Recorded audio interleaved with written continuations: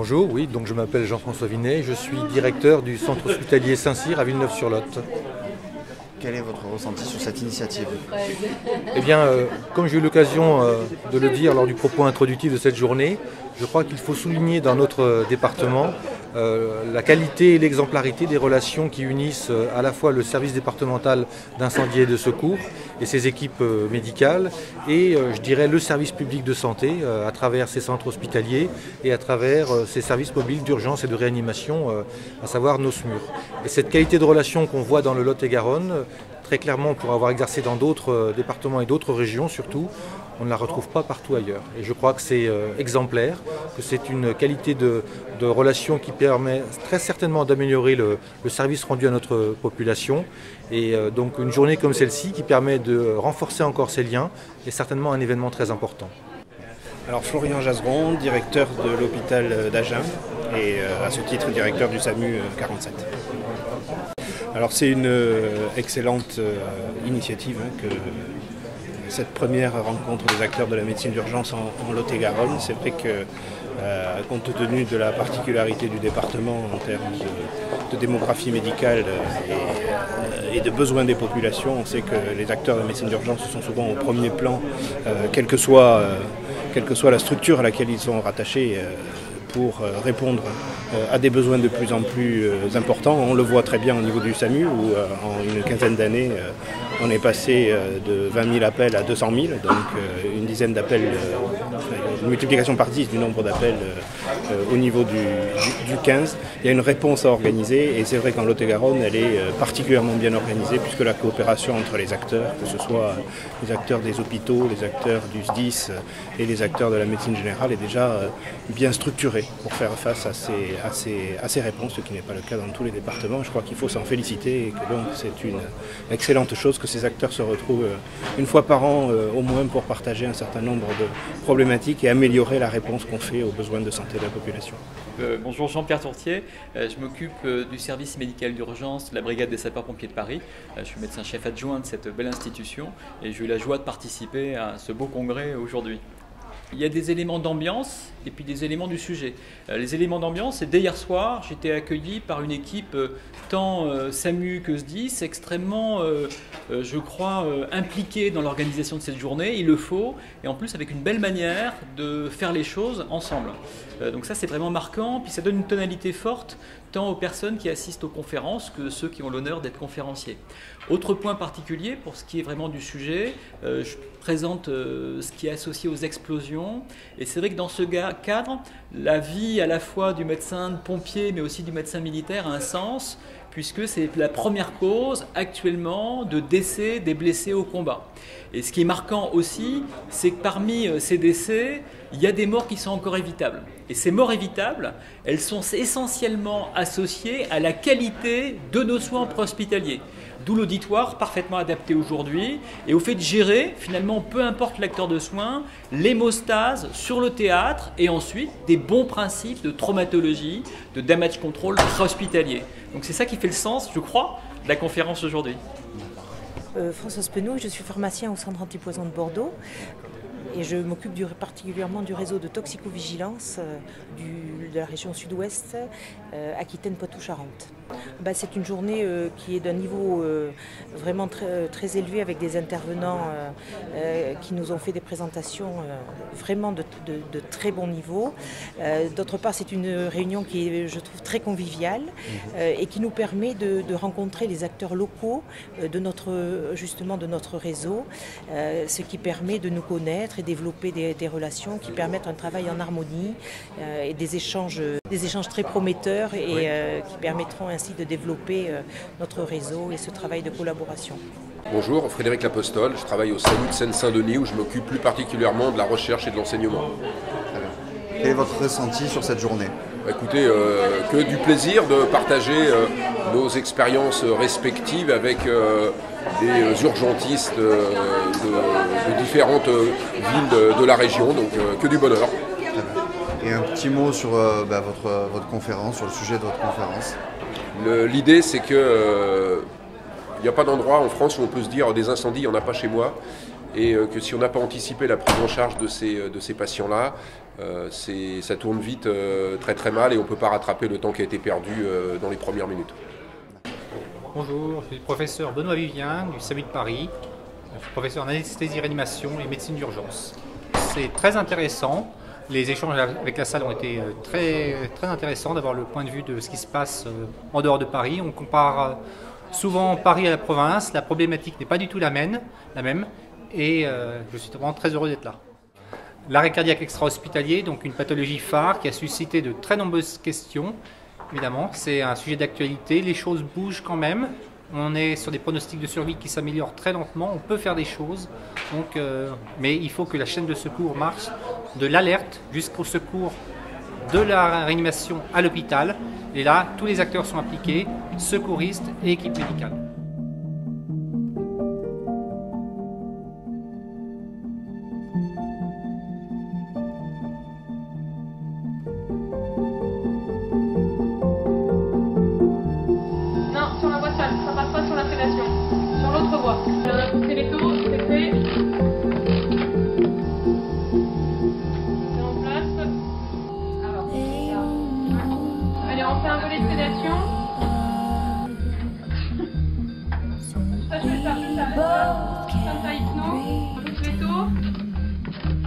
Alors moi je suis infirmière puéricultrice et je suis formatrice en IFSI actuellement depuis 5 ans. Parce que je suis aussi formateur à FGSU et que je m'occupe donc de la formation des soins d'urgence auprès des élèves, aides-soignants et infirmiers dans le cursus d'enseignement. Là, normalement, voilà, pardon, mais fréquence normale. On fait la pas des chocs. Restez à l'écart du patient.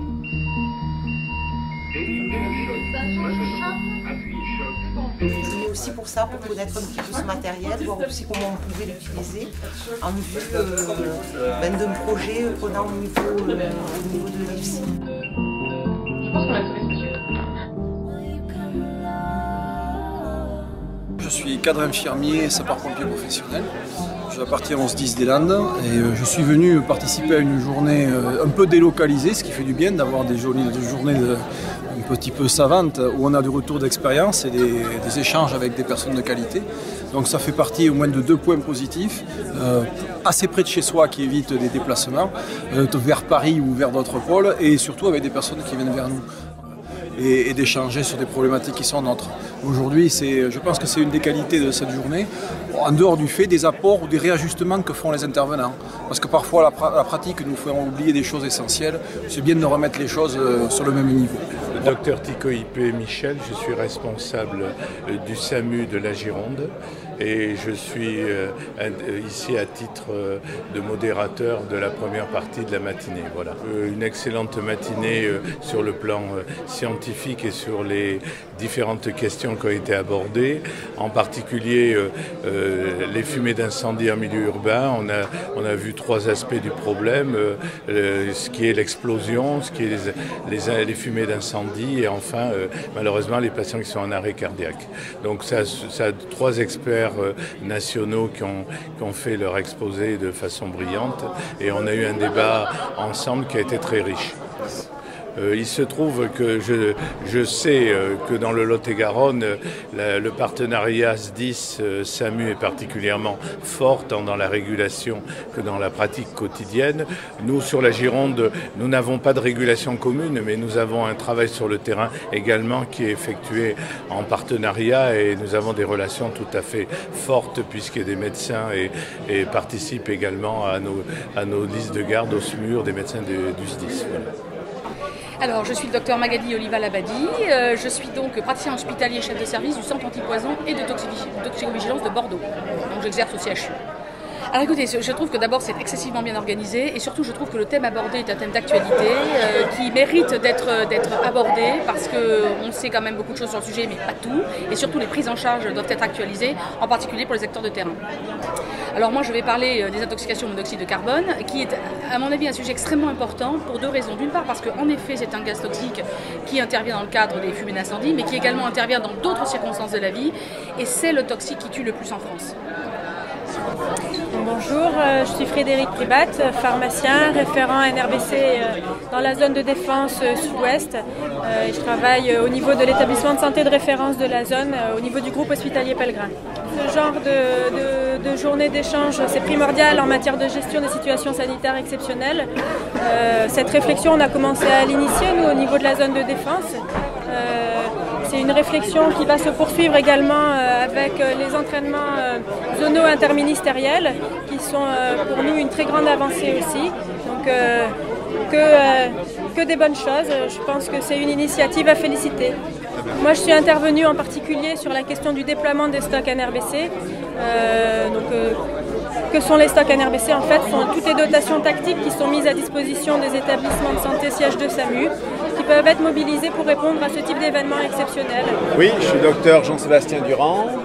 Je suis donc praticien hospitalier sur le CHU de Pellegrin. Je suis également en charge médecin référent au niveau des risques NRBCE et je prends quelques gardes donc sur le service des Grands Brûlés de Bordeaux. Alors je pense que c'est très intéressant toujours de réunir les acteurs qui travaillent ensemble. Et les pompiers et le SAMU, c'est indissociable. Que ce soit physiquement parce qu'ils sont sur les mêmes grosses interventions, mais également sur des interventions qui sont plus simples parce qu'il y a toujours une régulation médicale. Et donc, le binôme médecin et pompier de toute façon est présent au quotidien. Alors la brûlure, c'est toujours quelque chose qui est extrêmement spectaculaire, c'est quelque chose qui est un petit peu rare et c'est souvent quelque chose qui fait peur et que les gens redoutent.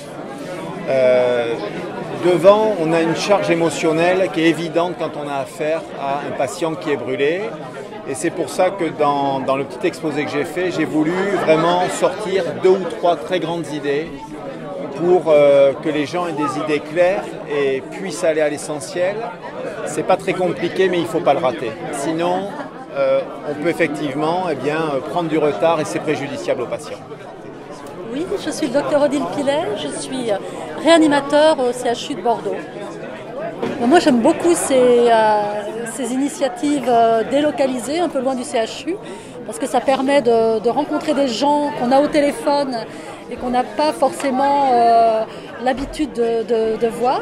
Ça permet aux gens aussi qui ont des difficultés pour se déplacer parce qu'ils sont en petit nombre dans les services, d'être au contact d'orateurs assez prestigieux comme les gens qui sont venus nous parler de Paris, qui sont des spécialistes. Et puis ça permet d'échanger de façon très conviviale, très détendue, dans des coins de France qui sont jolis. Donc moi je crois que c'est très agréable en fait. Villeneuve-sur-Lot, c'est pas loin de Bordeaux. Myriam, on la connaît de Bordeaux et je trouve que c'est bien de poursuivre une collaboration qui date maintenant de plus de 20 ans en fonction de l'évolution de toutes nos carrières. Je crois que c'est bien de rester en contact et puis d'échanger sur nos professions.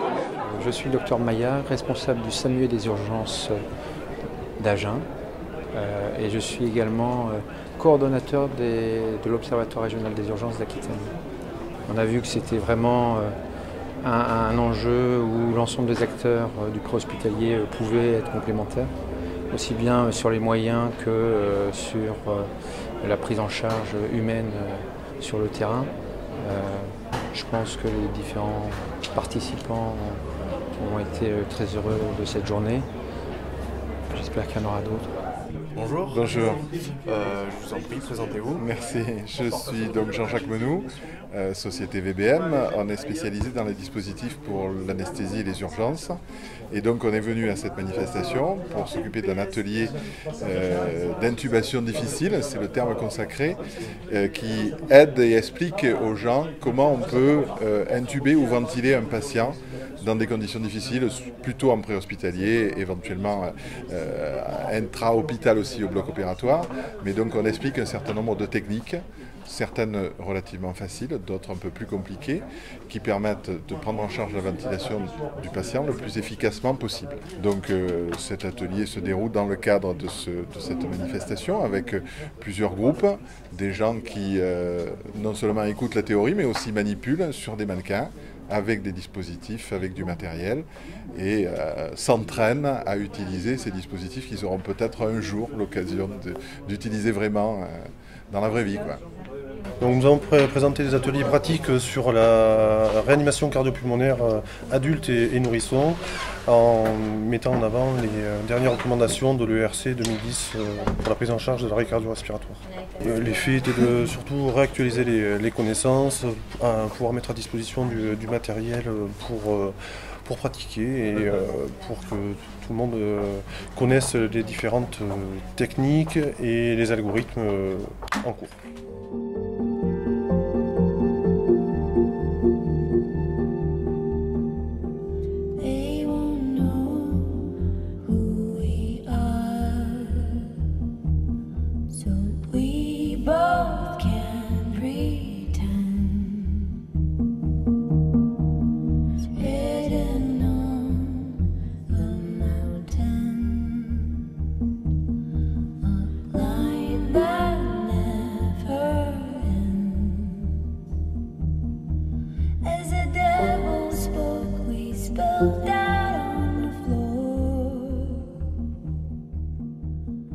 L'objectif, c'était vraiment de faire ressortir l'intégration des équipes soignantes, du 3SM, des SMUR, avec notre système hiérarchisé, avec un commandant des opérations de secours. Qu'est-ce qu'on peut demander à une équipe de prompt secours? Quelles sont leurs capacités? Qu'est-ce qu'elles savent faire? Quelles sont leurs missions? Et comment s'intégrer dans ces missions? Comment trouver sa place?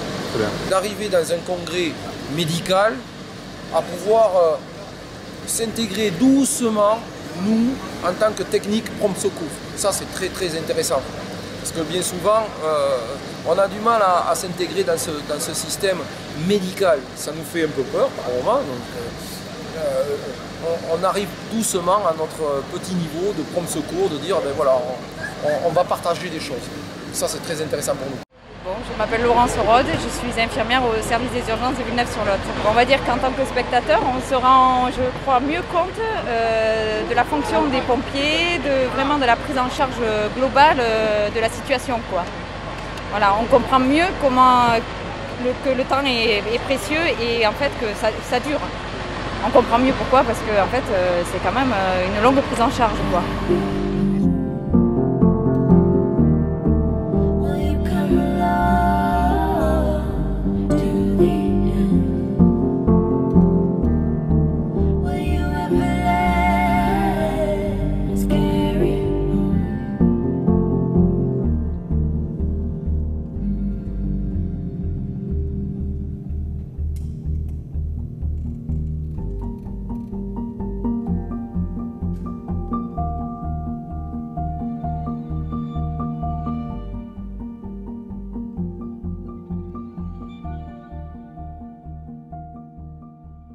Je suis Dr Myriam Pouget, je suis le médecin-chef des pompiers du Lot-et-Garonne. Voilà. Et par ailleurs, je suis également médecin urgentiste, voilà, médecin-chef et médecin urgentiste. Donc à ce double titre, on a souhaité essayer d'organiser une journée qui permette de réunir en fait à la fois les équipes médicales pompiers et les médecins de services d'urgence du département dans un premier temps. L'idée c'était de se retrouver autrement que sur le terrain, autour de conférences médicales, pour pouvoir avoir un support théorique et pratique de notre activité. Et puis l'idée à développer le projet qui est né aujourd'hui, c'est-à-dire de faire une conférence un petit peu plus importante, avec des invités qui sont venus de toute la région, services de santé, services d'urgence, mais aussi des médecins libéraux, des infirmiers de sapeurs-pompiers qui sont soit hospitaliers, soit libéraux. Donc on est très heureux parce que vraiment tout le monde a répondu présent et on avait beaucoup d'invités. Puis on a eu la chance d'avoir des orateurs, des conférenciers exceptionnels. Donc c'était vraiment un plaisir et un honneur de les recevoir et d'écouter les conférences ce matin, cet après-midi. Et puis là, au moment où on se parle, il y a les ateliers qui sont en route. Donc voilà, une organisation qui nous a demandé beaucoup d'investissement, mais avec une équipe formidable là. Et au niveau pompier, là surtout, qui nous ont vraiment permis de réaliser une journée qui s'est passée vraiment dans la bonne humeur, dans la fluidité. Et j'espère, enfin a priori, les gens ont l'air assez satisfaits, mais j'espère qu'en tout cas, voilà, le but c'était de réunir et de former, parce qu'on a l'habitude de travailler, d'être un peu tous dans notre quotidien. Pas toujours avoir l'opportunité de partir sur des grosses villes pour être formés. Et donc de temps en temps de pouvoir faire venir ces personnes-là à nous, ben, c'est une chance, on essaiera de renouveler. Voilà. Peut-être pas l'année prochaine, mais un peu régulièrement.